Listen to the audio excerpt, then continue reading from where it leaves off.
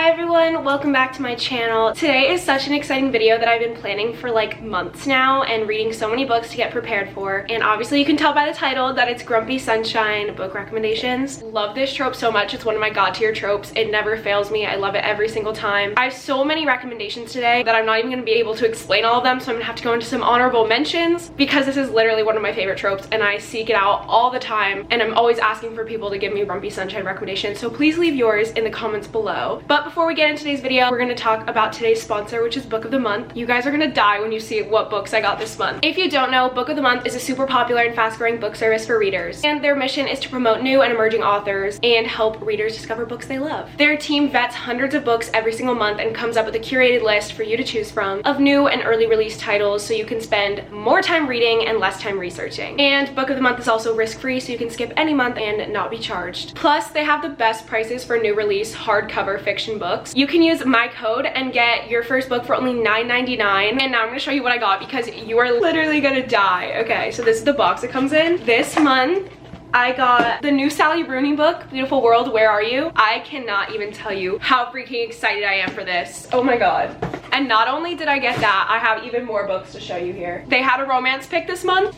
This is a love hypothesis. I've seen so many people get arcs of this and like rave about it. I'm definitely reading this month because I've heard it's Grumpy Sunshine, fake dating trope, two of my god tiers. So I'm definitely gonna read this month. I'm so excited about it. I have Rock, Paper, Scissors by Alice Feeney. Wow. The Neighbor's Secret by L. Allison Heller. Seems interesting.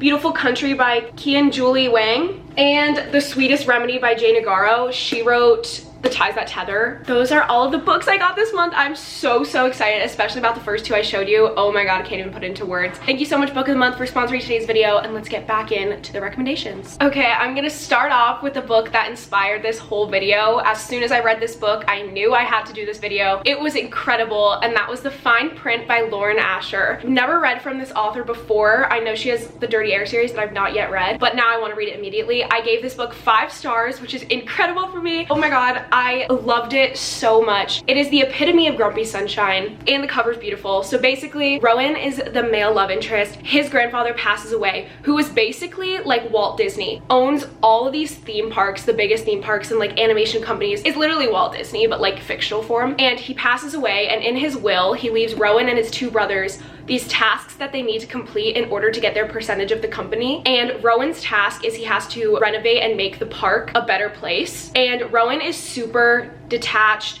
He has been through a lot. He's ruthless, does not care about the workers at the theme park, literally only cares about himself making money, and he's already a billionaire until he meets Zara. Zara is an employee at the park. Basically, Rowan tells her that her job is pointless and her opinion doesn't matter, but Zara has always dreamed of becoming a creator for Dreamland. She submits like this idea she has. Rowan sees it, ends up promoting her. He's so intrigued by her and how happy and bubbly and outgoing she is, and he doesn't know why. He is so drawn to her. This is dual point of view, by the way, so it makes it even better. And Rowan is so intrigued by her that he ends up coming up with like this alias and start texting her from a fake number, pretending to be a normal employee at the park and talking to her day in and day out, and she has no idea it's him, her boss. And so they form this texting relationship. At the same time, Zara and Rowan in real life, they're starting to come to an understanding for each other, and then they're getting super close over text, but Zara doesn't know it's him. It was so good. I read this book so quickly I could not put it down. I just was never bored once. Not once did I want to stop reading. That's what made me give it a 5 stars. I loved it so much. So excited to recommend this to you. Please read it. The next book I'm going to briefly mention because I'm reading it right now. Like, I literally started it last night, but it's Luna and the Lie by Mariana Zapata. I have so many Mariana Zapata books to talk about today because she is like the queen of this trope. I can't give a full synopsis of this book, but what I've learned so far is basically Luna has had a rough upbringing and she's been forced to like raise all of her siblings, and she's still super young, but she works full-time at this auto body shop, and her boss, Ripley, that's his last name, is so like grumpy and closed off, and she brings him coffee every morning, always says good morning to him, and he kind of just like grunts at her and never really responds. But Ripley owes Luna a favor, and when Luna takes him up on this favor, she asks him if he will go to a funeral with her because she doesn't want to go alone. She doesn't want to bring anyone close to her to expose like the reality and how bad her family situation is. So she's like, oh, I can just bring Ripley, like I don't care what he thinks of me. I wish I could see his point of view because I can already tell he's a simp for her even though he hides it. Luna has basically like a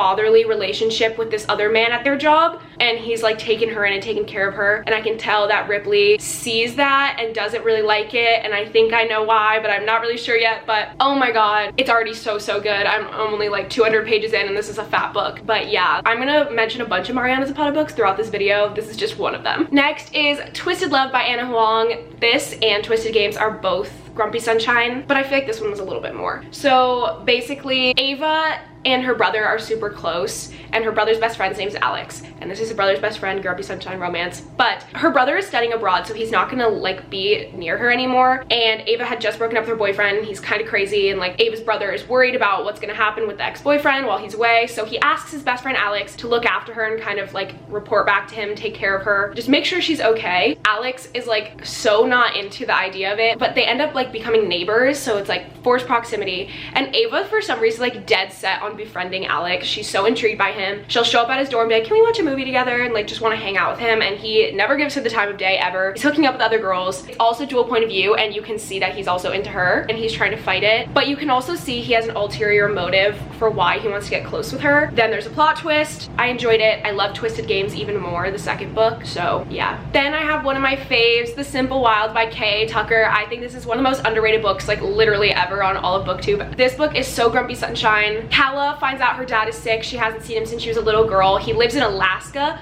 so she decides, okay, I'm going to fly to Alaska and spend my dad's last few weeks with him before he passes away. And her dad owns an airline company, like a really tiny one there. So she flies in, meets this boy named Jonah. Jonah hates her right off the bat because Calla is like a blogger, influencer kind of girl, and he's just like, you don't fit in here, I don't like your lifestyle, you're super superficial and materialistic. And she's like, why are you so grumpy all the time? Like, I'm just trying to have a good time, like let me like what I like, whatever. You can tell he's super attracted to each other, she's super attracted to him. There's so much angst in this book, and when he finally like breaks down, it was so good. I love this book so much. I remember the feelings I felt when I was reading it. Oh my god, when they finally had their first kiss after like he acts like he hates her so much, then he becomes the biggest softie ever. But the problem is he lives in Alaska. Calla does not want to live in Alaska. She does not want to live there at all. She's from a big city. She wants to go back to her lifestyle. Jonah does not want to leave. So then they're at this crossroads, like what do we do now? Then we have another Mariana Zapata book. This one was so Grumpy Sunshine. All roads lead here. This is single parent, single dad trope, but he is so serious, like never smiles, anything. Basically, Aurora moves back to this town and she's renting property from Rhodes, so they're forced proximity, living in the same kind of area. She's kind of like living in his guest house. She is just so happy and so sweet and so nice. Her mom actually went missing when Aurora was young, and Aurora's just trying to figure out like what the fuck happened and like trying to get closure on the situation. That's why she moved back to the town and everything. She forms a super close relationship with Rhodes' teenage son. They're both super into music. She just went through a messy divorce, so she's got a lot of baggage on her right now, and Rhodes is super closed off, but you can see how protective he gets of her and how attached he gets to her. He starts inviting her over, but then like disguising it as like, oh, I don't want you here, but like you can tell. Oh my god, I love this book. The slow burn of it was so good. Read this. Then It Happened One Summer by Tessa Bailey. This book is so similar to The Simple Wild. Like if you like one, you'll love the other. It's the same idea. I know this book is inspired by Schitt's Creek, but I've never watched it. But anyway, Piper lives in LA. She's a party girl, influencer, socialite, doesn't have a job, just likes to party and hang out with her friends, until she throws this huge party and ends up getting arrested and in a lot of trouble. As a punishment, her stepdad is like, you need to find yourself and discover who you actually want to be. And so her stepdad sends her to this tiny little fishing town in Washington state where her biological dad actually lived, and he ended up passing away there. The stepdad's like, you need to go there and find yourself. We own property there, and I want you to fix up the bar that we own there. So he sends Piper and her sister to renovate this bar, run a bar, just to have some like life skills by going there and living alone and away from the party scene.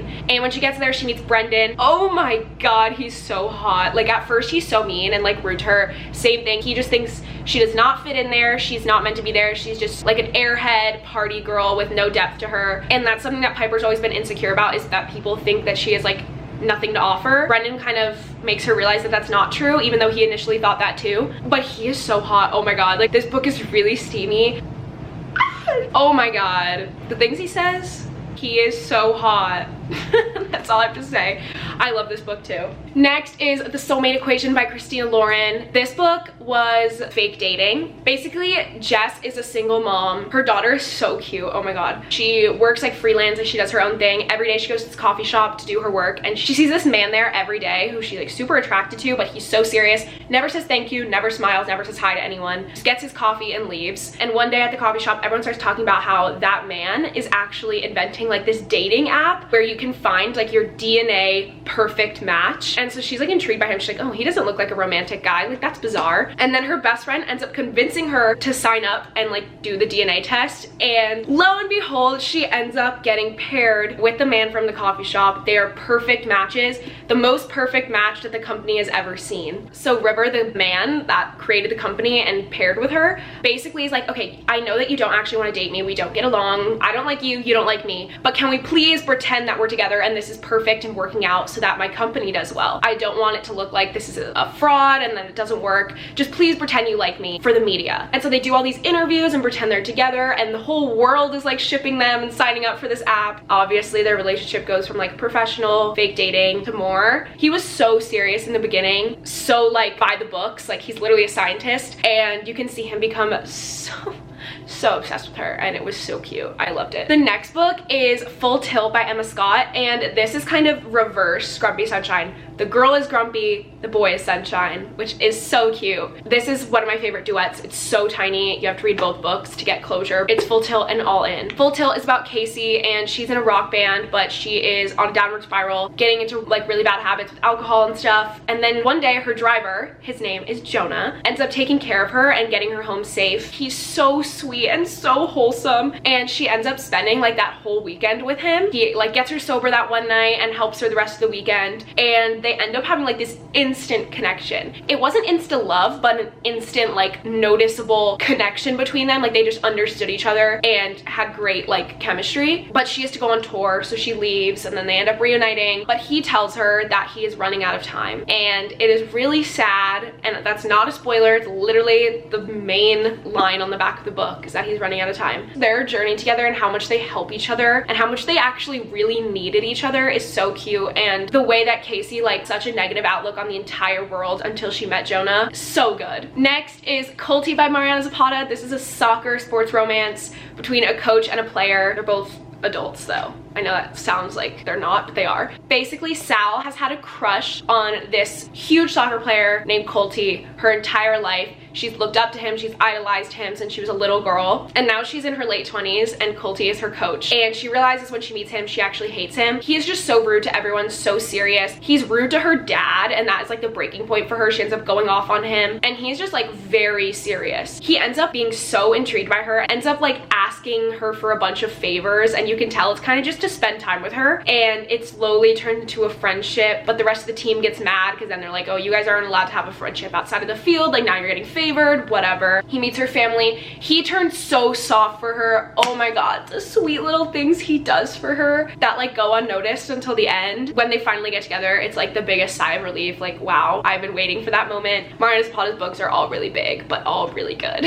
Next is The Hating Game by Sally Thorne. I know I talk about this one all the time, so I'm just gonna quickly sum it up. Workplace enemies to lovers. Josh is super serious. Lucy is super quirky, but she's not quirky to me in the cringy way. But Josh is so serious and never shows his affection towards her until it kind of becomes a competition between them. Literally the hating game. He turns so soft to her. Classic Grumpy Sunshine. They're also competing for the same job title, which adds like another competitive aspect to it. I feel like this one is just one that everyone's already read, so I'm not even gonna go into depth about it. Okay, the next book I'm gonna talk about, another Mariana Zapata, The Wall of Winnipeg and Me. This is a NFL player and his assistant romance, marriage of convenience, forced proximity, very grumpy, serious, closed off, no outward interest expressed for the girl. The girl is fed up with him, but she is super close with his best friend. There's jealousy. It is a really long build-up, but I really love this book. One of my favorite Mariana Zapata books ever. It's so good. It's so good. Okay, then is Marriage for One by Ella Maise. I read this one recently. So Grumpy Sunshine 2, also marriage convenience. Basically, Jack is a lawyer. Rose comes into his office. Yes, they have the Titanic names. Comes into his office after someone in her family passes away, and she's like looking at the will. If she was married, she was going to be inheriting this building building, but she recently broke up with her fiance. He ghosted her for no reason. So now she's not gonna get the building anymore, but she was planning on starting a coffee shop, and it's been like her lifelong dream to like open her own coffee shop. And Jack, for some reason, is immediately intrigued by her. This is dual point of view. He just offers and it's like, why don't we just get married and we can share the building, and I'll use it for my business stuff and you can use it the first floor for your coffee shop. And she agrees. So they get married and they kind of have to go to all these events together and pretend they're married so that the will is like legitimate and they actually get the building. So they act married and whatever. And he does the cutest stuff for her as disguised by like fake dating. He acts so annoyed by her and like all this stuff.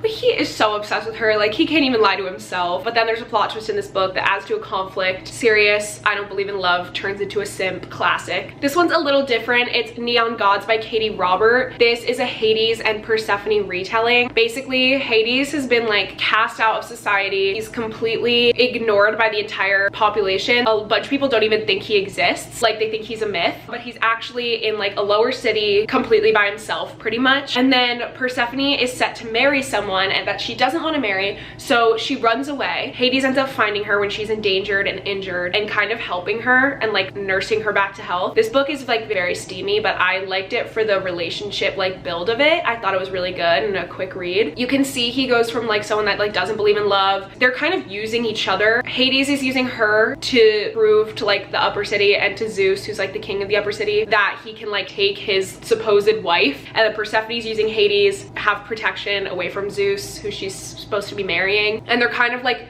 making these public displays of their relationship to kind of piss Zeus off and like bring down his ego. And it kind of leads to a bunch of conflict within their city, but their love for each other like grows so strong. He takes her on like these cute little trips and like does cute stuff for her, but you don't need to know anything about Greek mythology to read this. But yeah, at the end, like the compromise they come up with is so cute. Like the way he completely had a character development for her, and it was really cute. Next book is Wait For It by Mariana Zapata. Of course, another one. This is one of my also favorite Mariana Zapata books. It was so good. It's about Diana, whose brother passes away, and now she is set to look after his 2 young sons. So she becomes like a mom out of nowhere, like a young mom, like taking care of these kids. She's not actually a mom, she's their aunt, but you know what I mean. She like builds this life for them and gets them this nice little house. And across the street lives this man named Dallas, who she sees every so often when they cross paths, but he is just not interested in her at all. He's rude to her, kind of is just like, stay out of my business and stay out of my life, whatever. He's actually the baseball coach